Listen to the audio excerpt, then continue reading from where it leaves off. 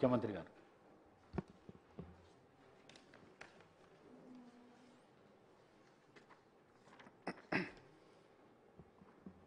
ధన్యవాదాలు speaker sir. Speaker sir, governor గారి ప్రసంగానికి ధన్యవాదాలు తెలిపే తీర్మానాన్ని ప్రతిపాదిస్తూ వేముల వీరేశం గారు, సెకండర్ కింద ఎన్ఎం శ్రీనివాస్ రెడ్డి గారు సమర్థిస్తూ వారు ప్రసంగించడం జరిగింది. అదేవిధంగా ఈ చర్చలో బీఆర్ఎస్ పార్టీ నుంచి డాక్టర్ పల్లా రాజేశ్వర్ రెడ్డి గారు, భారతీయ జనతా పార్టీ నుంచి పాయల్ శంకర్ గారు, ఏఐఎంఐఎం నుంచి శ్రీ అక్బరుద్దీన్ ఓవైసీ గారు, సిపిఐ నుంచి కూనంనేని సాంబశివరావు గారు వివిధ అంశాలను ప్రస్తావిస్తూ వారు మాట్లాడినారు. గవర్నర్ గారి ప్రసంగానికి ధన్యవాదాలు తెలిపే ఈ చర్చలో పాల్గొంటూ ప్రధానంగా అధ్యక్ష, ఈ రాష్ట్ర ఏర్పాటు ప్రక్రియకు మీరు సజీవ సాక్షి. తెలంగాణ రాష్ట్ర సాధన క్రమంలో ప్రజల యొక్క ఆలోచన, ప్రజల యొక్క భాగస్వామ్యము ఇవన్నీ మనం కళ్ళారా చూసి మంత్రివర్యులుగా, ఎంపీపీగా ఉద్యమం జరుగుతున్న సందర్భంలో ప్రజలతో కలిసి మీరు మనము అందరం ఆ రోజు తెలంగాణ రాష్ట్ర సాధనకు చేసిన ప్రయత్నం అంతా మీకు ఇంకా గుర్తుండే ఉంటుంది, మాకందరికీ కళ్ళ ముందు ఇంకా కదులుతూనే ఉంది. తెలంగాణ భౌగోళిక రాష్ట్రం మాత్రమే కాదు అధ్యక్ష, 4 కోట్ల ప్రజల భావోద్వేగం తెలంగాణ రాష్ట్రం అంటే. మనందరికీ రాష్ట్రం ఒక ఎమోషన్. తెలంగాణ చరిత్ర లోతుల్లోకి వెళ్ళి చూస్తే అడుగడుగున ఉద్వేగం, గుండె బరువెక్కే సందర్భాలు, సంఘటనలే ఉంటాయి. ఇలాంటి సంఘటనలు సుదీర్ఘ పోరాటం, వందలాది ప్రాణ త్యాగాలు, విద్యార్థులు ఫనంగా పెట్టిన జీవితాలు తెలంగాణలో తండాలలో, గూడాలలో, మారుమూల పల్లెల్లో మనకు కనిపిస్తాయి. ఏది ఏమైనా జూన్ 2, 2014 ఈ నేపథ్యంలో తెలంగాణ రాష్ట్రం ఏర్పడ్డది. ఈ రాష్ట్ర ఆవిర్భావము, గొప్ప ఆశయాలు, అద్భుతమైన కళలతో 4 కోట్ల ప్రజలు తమ జీవితంలో ఒక కొత్త ప్రయాణాన్ని మొదలుపెట్టిండ్రు అధ్యక్ష. ఎన్నో ఆకాంక్షలు, ఎన్నో ఆలోచనలతో 60 సంవత్సరాల సుదీర్ఘ పోరాటంలో కన్న కళలను నిజం చేసుకోవాలన్న ఆలోచనతో, ఉజ్వల భవిష్యత్తు ఉండాలని, బడుగు బలైన దళిత గిరిజన మైనారిటీ వర్గాలు, మహిళలు తమకు రక్షణ ఉంటుందని, తమ జీవితాలలో వెలుగు వస్తుందని, తాము ఆశించిన, తాము సాధించుకున్న తెలంగాణలో తమ కళలు నెరవేరుతాయని ఆకాంక్షించారు అధ్యక్ష. 9.5 సంవత్సరాల తర్వాత ఈరోజు ఈ సభలో మనందరం మళ్ళీ తెలంగాణ నేపథ్యాన్ని, 9.5 సంవత్సరాల గత పాలనలో జరిగిన అంశాలను ప్రస్తావించుకుంటూ, ఇంకా కూడా ఆనాటి విధ్వంసకరమైన పరిస్థితులు, ఆధిపత్యం చెలాయించడం, పోలీసులను పెట్టి అణిచివేయడం, ప్రభుత్వం మారినా మన జీవితాలలో మార్పు వచ్చినా ఇంకా భయం మనల్ని వెంటాడుతూనే ఉంది అధ్యక్ష. ఎందుకు నేను ఈ మాట చెప్తున్నా అంటే, ప్రజలు వ్యక్తులకు, కుటుంబాలకు వ్యతిరేకంగా స్పష్టమైన తీర్పునిచ్చి మీ విధానాలను, మీ ఆలోచనలను, మీ విధ్వంసకరమైన ధోరణిని మేము తిరస్కరించినము. కాబట్టి మీలో మార్పు రావాలి, అందుకే మీ అధికారాన్ని మార్చినాం, ప్రధాన ప్రతిపక్షంగా మీ బాధ్యతను నెరవేర్చాలని ప్రధాన ప్రతిపక్ష హోదా వారికి ఇచ్చి ప్రజలు ఇంకొక అవకాశాన్ని ఇచ్చే ప్రయత్నం చేశారు. దురదృష్టవశాత్తు గవర్నర్ గారి ప్రసంగం రోజు ప్రధాన ప్రతిపక్ష నాయకుడు హాజరు కాలేదు.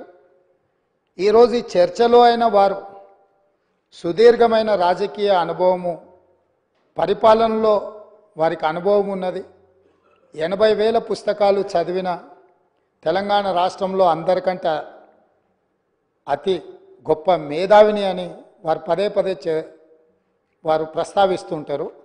ఆ మేధావితనం ఈ 4 కోట్ల తెలంగాణ ప్రజల యొక్క అభ్యున్నతి కోసం వారు ఉపయోగించి ఈ సభలో మా ప్రభుత్వం తీసుకుంటున్న నిర్ణయాలను సహేతుకంగా విశ్లేషించి ప్రస్తావించి ఏమైనా సలహాలు సూచనలు ఇచ్చి ఈ ప్రభుత్వం తీసుకుంటున్న నిర్ణయాలలో ఏమైనా ప్రజలకు ఇబ్బంది కలిగే అంశాలు ఏమైనా ఉంటే వాటిని సవరించి వారు సూచన చేస్తే వారి సూచనలు తీసుకొని ప్రతిపక్షాన్ని ప్రతిపక్ష నాయకుడిని గౌరవించి మా ప్రభుత్వము ప్రజాపాలన అందించాలన్న ఆలోచనతో సభలోకి వచ్చినాం అధ్యక్ష.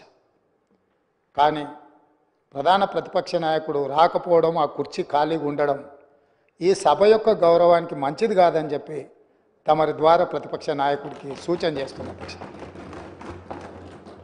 మనల్ని అందరినీ ప్రజలు ఎన్నుకొని ఒకరిని పాలకపక్షంగా ఇంకొకరిని ప్రతిపక్షంగా మిగతా పార్టీలను కూడా ఆయా వర్గాల యొక్క గళాన్ని బాధను వినిపించడానికి ఈ సభలోకి పంపించినప్పుడు మన యొక్క పాత్రలను బాధ్యతాయుతంగా నెరవేర్చాల్సిన అవసరం ఉన్నది. భవిష్యత్తులోనైనా ఆ దిశగా ఈ సభలో ప్రతిపక్ష నాయకుడు అడుగుడు వేయాలని నేను కోరుకుంటున్నాను, భావిస్తున్నాను అధ్యక్ష. ఏది ఏమైనా అధ్యక్ష, మేము ఈ రోజుకి దాదాపుగా డిసెంబర్ 7 నుంచి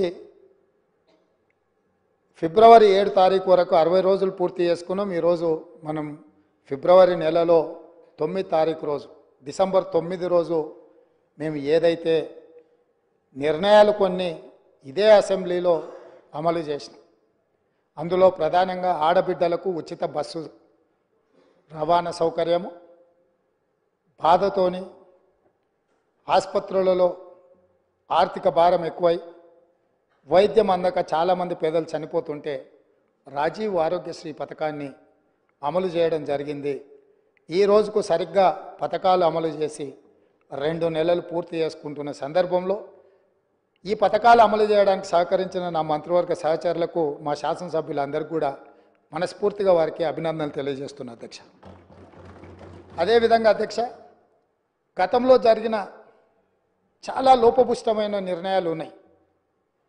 వాటిని సవరించుకుంటూనే వాటిని సరైన దిశగా తీసుకువెళుతూ ప్రజలకు ఒక మంచి పరిపాలన అందించాలని అహర్నిశలు ప్రతి నిమిషము మా ప్రయత్నం మేము చేస్తున్నాం అధ్యక్ష. ఇందులో భాగంగానే మొన్న జరిగిన క్యాబినెట్లో లేదా గవర్నర్ గారి ప్రసంగంలో కొన్ని ప్రధానమైన అంశాలను మేము పొందుపరచడం జరిగింది. నేను చూసిన డాక్టర్ పల్లా రాజేశ్వర రెడ్డి గారు మాట్లాడేటప్పుడు ప్రభుత్వం తీసుకున్న కొన్ని మంచి పనులను వారు అభినందిస్తారేమో అని, అదేవిధంగా ప్రభుత్వం తీసుకుంటున్న నిర్ణయాలలో ఏమైనా ఒకవేళ వాళ్ళ దృష్టిలో సవరించుకోవాల్సిన సూచనలు ఏమైనా ఉంటే వారు సూచన చేస్తారేమో అని నేను ఆసక్తిగా విన్నా అధ్యక్ష. కానీ వారు ఆ దిశగా మాట్లాడుతున్నట్టుగా లేదు. వాళ్ళ నాయకుడిని ఒప్పించడానికో మెప్పించడానికో మా మీద దాడి చేసినట్టుగానే వారు మాట్లాడుతున్నారు. పర్వాలేదు, వారు అదే వాళ్ళ విధానం అయితే ప్రజలు గమనిస్తూనే ఉన్నారు అధ్యక్ష. అందుకే అధ్యక్ష, ఈ సందర్భంగా మీ ద్వారా 4 కోట్ల తెలంగాణ ప్రజల ముందు కొన్ని అంశాలను నేను ప్రస్తావించదలుచుకున్నా. మా మంత్రివర్గంలో తీసుకున్న నిర్ణయాల మీద ప్రధానంగా తెలంగాణ ఉద్యమం సందర్భంగా ఏ వీధుల్లో చూసినా, ఏ వాహనం చూసినా చాలామంది ఉద్యమకారుల గుండెల మీద కూడా టీజీ అని పచ్చబొట్టు పొడిపించుకున్న సందర్భాలు, ఉదంతాలు మనం చాలా చూసినాం. బండ్ల మీద రాసుకోవడమే కాదు, ఆనాడు ఏపీ అని ఉంటే ఏపీ వద్దు, టీజీ ఉండాలి, టీజీ కావాలి అని బండ్ల మీద టీజీ రాసుకోవడమే కాదు, గుండెల మీద కూడా పచ్చ పొడిపించుకున్న సందర్భాలు, తమ రక్తాన్ని చిందించి ఆ రక్తంతో గోడల మీద రాతలు రాసిన యువకులు టీజీ అని రాసుకున్నారు అధ్యక్ష. కేంద్ర ప్రభుత్వం కూడా తెలంగాణ రాష్ట్రం ఏర్పడ్డ తర్వాత టీజీ అని వాళ్ళు నోటిఫై చేస్తే జూన్ 2, 2014 నాడు రాష్ట్రం ఏర్పడ్డ మొదటి రోజే ప్రమాణ స్వీకారం చేసిన ప్రభుత్వం టీజీ బదులు టీఎస్ అని చెప్పి వారి రాజకీయ పార్టీకి నకలుగా టీజీని టీఎస్గా మార్చి ఆనాటి ప్రభుత్వం నిర్ణయం తీసుకున్నది అధ్యక్ష. అందుకే మేము జరిగిన తప్పిదాన్ని సవరిస్తూ ఈ రాష్ట్రం టీఎస్ కాదు తెలంగాణ ప్రజలు, ఈ రాష్ట్రం టీఎస్ కాదు తెలంగాణ ప్రజలు కోరుకున్న విధంగా టీజీ ఉండాలి, తెలంగాణ ప్రజల యొక్క ఆత్మ గౌరవం త్యాగాలు ప్రతిఫలించాలి అన్న ఆలోచనతోని మా ప్రభుత్వం మా మంత్రివర్గం టీఎస్ను టీజీగా మార్చింది. టీజీగా మార్చినందుకు స్వాగతిస్తారనుకున్న ఆ వైపు నుంచి ప్రభుత్వాన్ని అభినందిస్తారనుకున్న అధ్యక్ష. కానీ అది నిరాశనే కలిగించింది. అయినా మేమేం అధైర్యపడాలన్న ఆలోచనలో లేము, మేము ముందుకు వెళ్తాం అధ్యక్ష.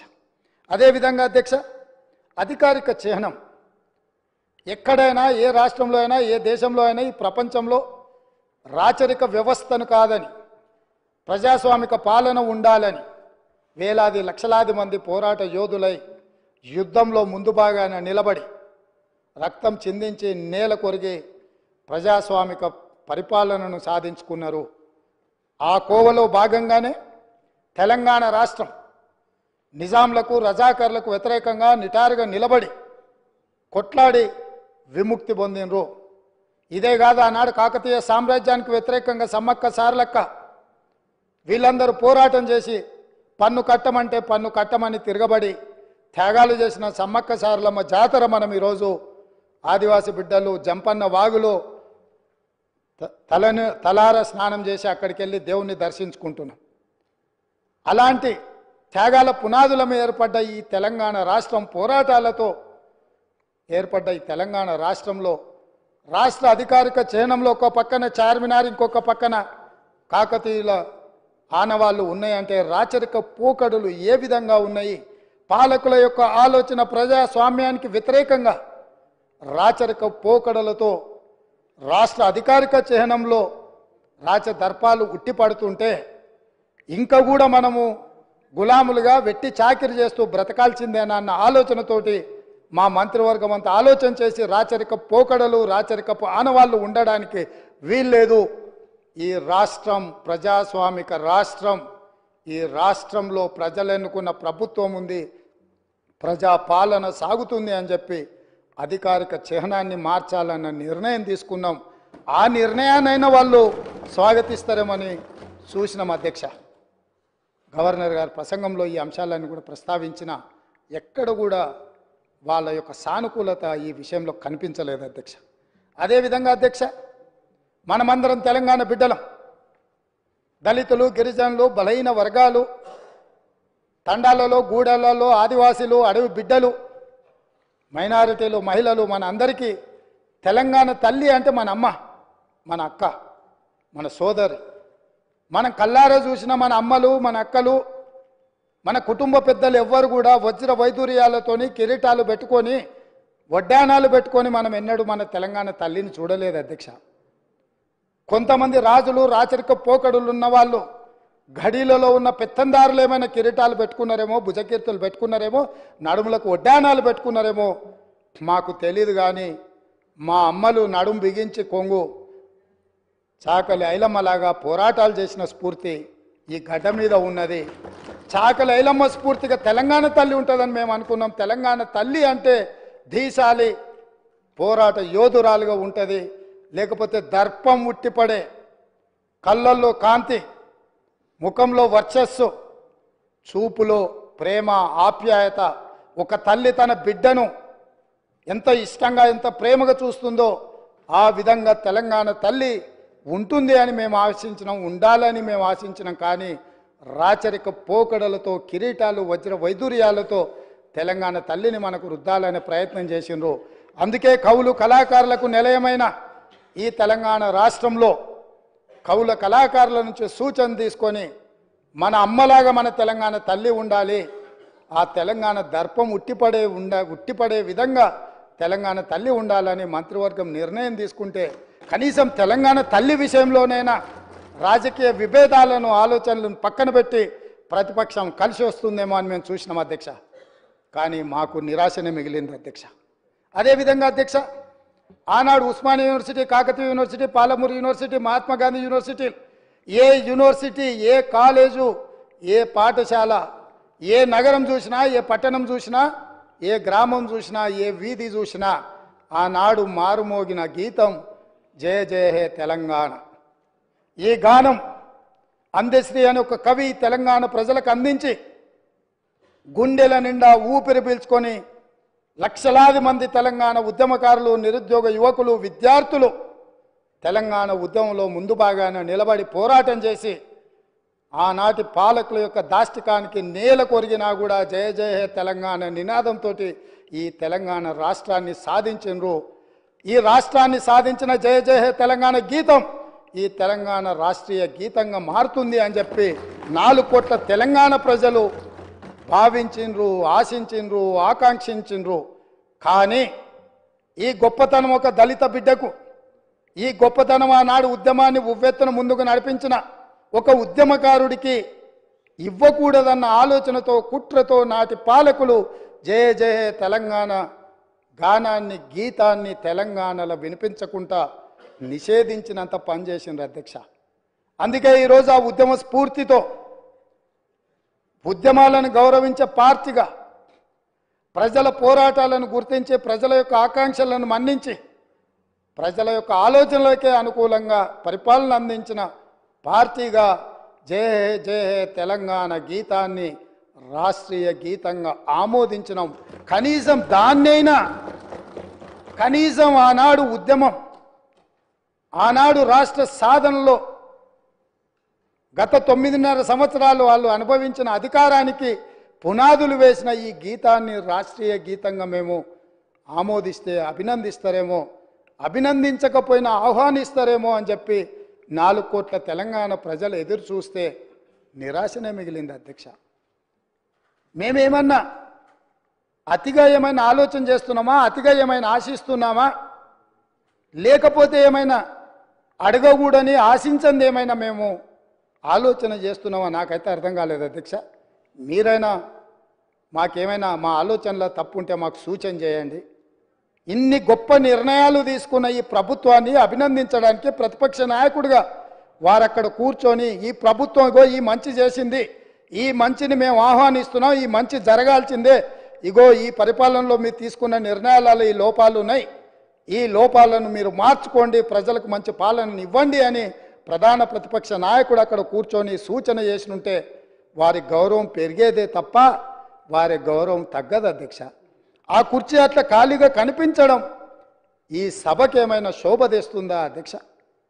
ఎందుకు వారు అట్లా ఖాళీగా పెట్టి సభకు గైరాజరవ్వడం అనేది ఈ తెలంగాణ సమాజానికి ఏమైనా ప్రయోజనం ఉంటుందా అధ్యక్ష? మీరు ఆలోచన చేయండి. ఎందుకు అనంటే ఈ రాష్ట్రం మనది, ఈ ప్రాంతం మనది, ఈ నేల మనది, గాలి మనది, ఈ ప్రాంత అభివృద్ధి మనది. ప్రజాప్రతినిధులుగా మన బాధ్యతను నెరవేర్చాల్సిన అవసరం ఉంది. ఒకవేళ ప్రతిపక్షం దారి తప్పితే గుర్తు చేయాల్సిన బాధ్యత సభాపక్ష నాయకుడిగా నా మీద ఉన్నదన్న ఆలోచనతోటి వారికి సూచన చేస్తున్న అధ్యక్ష. ఆ పైన వారి ఇష్టం. అదేవిధంగా అధ్యక్ష, పదే పదే ఈ ప్రభుత్వం వచ్చిందో రాలేదో దివాలా తీసింది, ఈ ప్రభుత్వం దగ్గర చెల్లిగవ్వలేదు, ఈ ప్రభుత్వం ఎట్లా నడుపుతారు, ఆ పథకం ఎట్లా చేస్తారు, ఈ పథకం ఎట్లా అమలు చేస్తారు, మీ దగ్గర నగదేడుంది, వాళ్ళ ఆలోచన ఎట్లుందంటే అట్లా జరిగితే బాగుండు, వీళ్ళు దివాలా తీస్తే బాగుండు, ప్రజలకు ఏం అందకపోతే బాగుండు, ప్రజలు ఇబ్బందులలో ఉంటే బాగుండు అని ఉట్టి మీద పిల్లి శాపనార్థాలు పెట్టినట్టే ఉంది అధ్యక్ష. పిల్లి శాపనార్థాలకు ఉట్టి తెగిపడుతుందా అధ్యక్ష? అట్లనే 9.5 సంవత్సరాల అధికారంలో ఉన్న మీరు కనీసము 100 రోజులు కాకముందే రోజు పొద్దున్న లేస్తే ఈ శాపనార్థాలు ఏంది అధ్యక్ష? నేను మీకు గుర్తు చేయదలుచుకున్న అధ్యక్ష, వాళ్ళు అధికారంలో ఉన్నప్పుడు గత ప్రభుత్వ ఉద్యోగులు ఇక్కడ ఉన్నారు, బయట కూడా ఉన్నారు. ఈ ప్రభుత్వ ఉద్యోగులకు గత ప్రభుత్వాలు ఎన్ని ఉన్నా 1 తారీఖు నాడు జీతాలు రిటైర్ అయిన ఉద్యోగులకు పెన్షన్లు ఇచ్చేది అధ్యక్ష. కానీ గత ప్రభుత్వం 25 తారీఖు వరకు విడతల వారీగా ప్రభుత్వ ఉద్యోగులకే జీత భత్యాలు ఇవ్వలేనంత పరిస్థితి, ఆర్థిక సంక్షోభాన్ని కల్పించి మొత్తం రాష్ట్రాన్ని దివాలా తీపించి ఈ రాష్ట్రంలో ఉద్యోగస్తులకు జీత భత్యాలు ఇవ్వని పరిస్థితులు కల్పించి ఆ స్థితిలో రాష్ట్రాన్ని మాకు అప్పచెప్తే కష్టపడి ఆలోచన చేసి విధి విధానాలను సవరించుకొని మా ఆర్థిక మంత్రి, మా ఉప ముఖ్యమంత్రి బట్టి విక్రమార్క గారు కష్టపడి మొదటి నెల 4 తారీఖు లోపలనే జీతభత్యాలు ప్రభుత్వ ఉద్యోగుల ఖాతాలు వేసినాం. ఈసారి మొదటి తారీఖు నాడు ఈ రాష్ట్ర అభివృద్ధి కోసం అభ్యున్నతి కోసం నిరంతరం పనిచేస్తున్న ఉద్యోగస్తులకు మొదటి తారీఖు నాడు జీతభత్యాలు వాళ్ళ ఖాతాలో వేసినాం. మీరు వారి క్లారిఫికేషన్లో మాట్లాడొచ్చు అధ్యక్ష, వారు ఏదైనా ఉంటే సో మేము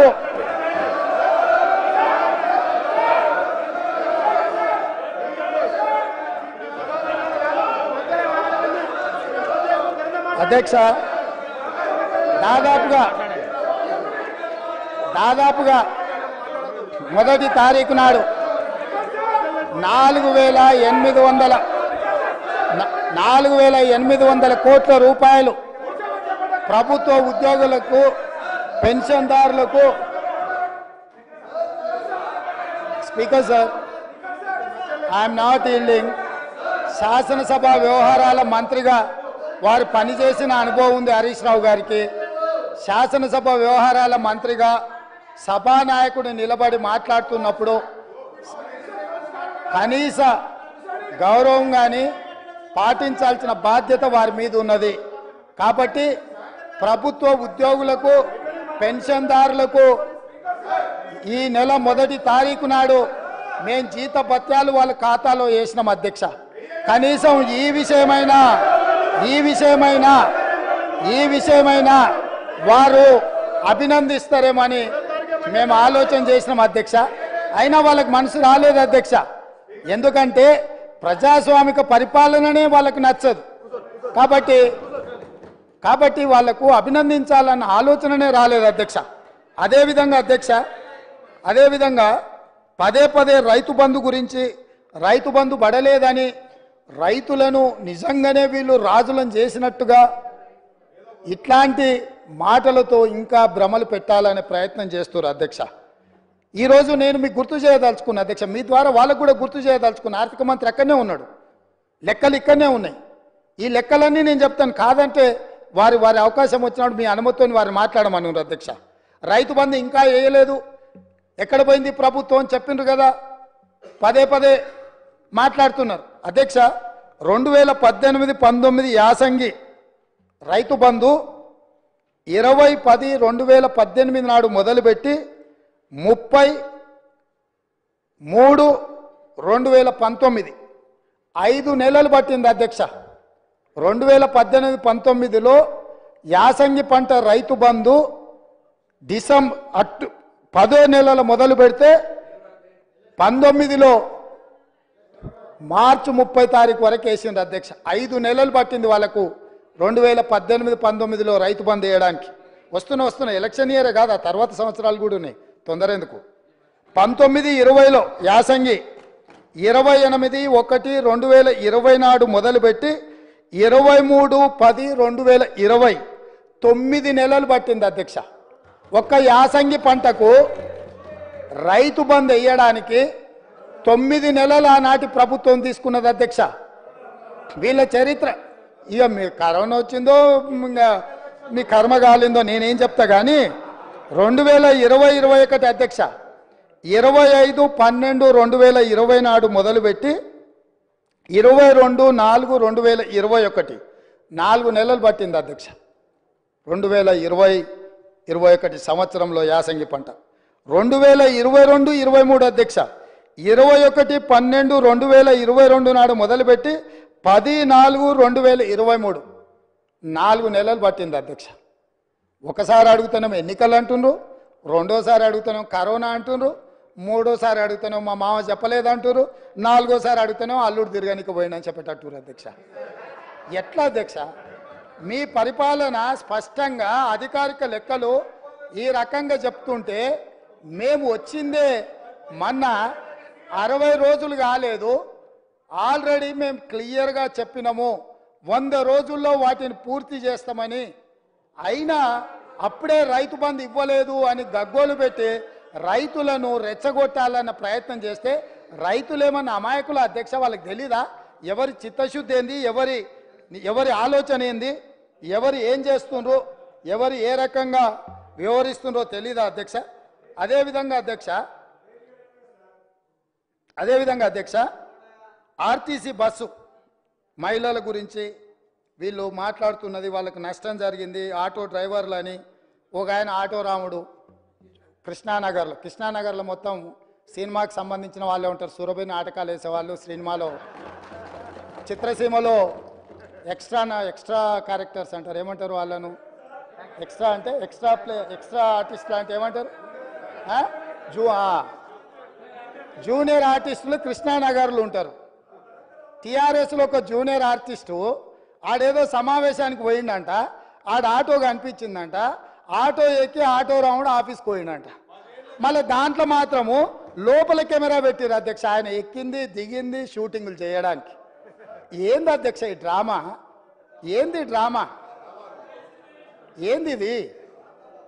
మేము ఈ తెలంగాణ సమాజంలో ఉన్న ఆడబిడ్డల్ని హక్కున చేర్చుకోవాలన్న ఆలోచనతోని, ఒక మంచి ఆలోచనతోటి ఆర్టీసీ బస్సుల్లో ఆడబిడ్డలకు మేము ఉచిత ప్రయాణం కల్పించినాం. 2014 నుంచి 2019 వరకు మంత్రివర్గంలో ఒక్క ఆడబిడ్డ కూడా మీరు మంత్రి పదవి ఇవ్వకపోయినా అక్కడ ఉన్న వాళ్ళు ఏ రోజు కూడా ఒక్క ఆడబిడ్డ కూడా మంత్రి పదవి ఎందుకు ఇవ్వలేదు సార్ అని అడిగిన వాళ్ళు కాదు పాపం. ఎందుకంటే అడిగేంత సాహసం చేస్తే వాళ్ళకు ఆ ఉండే ఉద్యోగం కూడా ఉండదన్న సంగతి వాళ్ళకి తెలుసు. కాబట్టి వాళ్ళు మంత్రి పదవులు ఇవ్వకపోయినా కోట్లాది మంది ఆడబిడ్డలకు మా పొన్నం ప్రభాకర్ గారు మేము మొదలుపెట్టిన బస్సు ప్రయాణాన్ని టోటల్గా ఆడబిడ్డలందరికీ కూడా చెప్పి ఉచితంగా బస్సు ప్రయాణం ఇస్తే దాదాపుగా అధ్యక్ష ఇప్పటి వరకు 15,21,00,000 ప్రయాణాలు ఆడబిడ్డలు ఉపయోగించుకున్నారు. 535.52 కోట్ల రూపాయలు ఇప్పటివరకు ప్రభుత్వం ఆడబిడ్డల కోసం ఖర్చు పెట్టింది అధ్యక్ష. ఒక మంచి పని చేసినప్పుడు అభినందించడానికి నోరు రాకపోయినా ఆ నిర్ణయాన్ని వ్యతిరేకించుకుంటూ నిరసన తెలుపుతూ ఒక ఆటోని తీసుకొచ్చి అక్కడ తగలబెట్టింది అధ్యక్ష.